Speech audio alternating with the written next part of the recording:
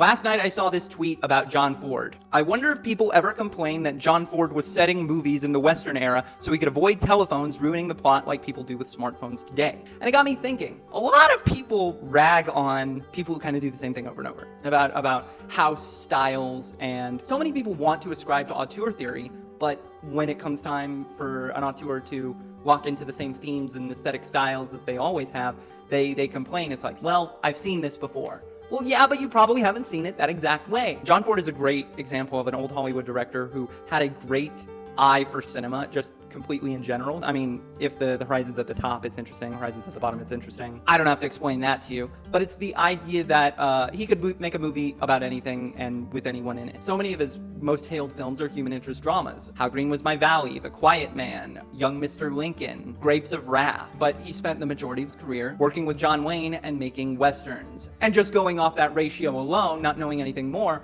I would argue he liked one more than the other. He liked one more genre more than the other. And at the end of the day, we can look back on the Western era. I mean, I prefer spaghetti westerns in the style of Sergio Leone, Sergio Corbucci, yada, yada, yada. But it's inarguable to think some of the best westerns in general, in an objective sense, American especially, are John Ford's westerns with John Wayne, The Searchers. Searchers is undeniable, guys. Searchers is undeniable. It just got me thinking, what's the deal with why can't people have house styles? There's a lot of directors who kind of have that sort of thing. Look at Robert Eggers, who just got hot off of Nosferatu.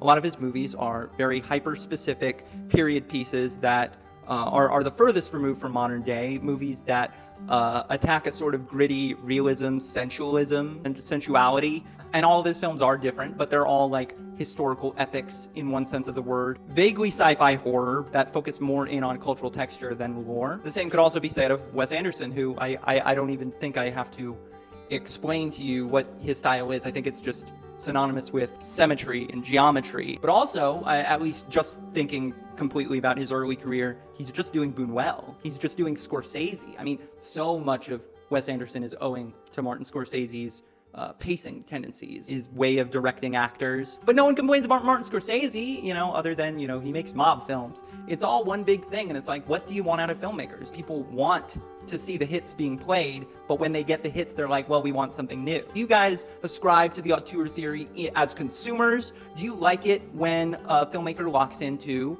a house style? And what are your favorite house styles? I think that is just the most important thing about art, is feeding into the gut, feeding into the passion, feeding into instinct, feeding into favorites. I'm just tired of people complaining. Let art be art, guys. Let art be art. Maybe you guys can come up with a better conclusion for this than I can.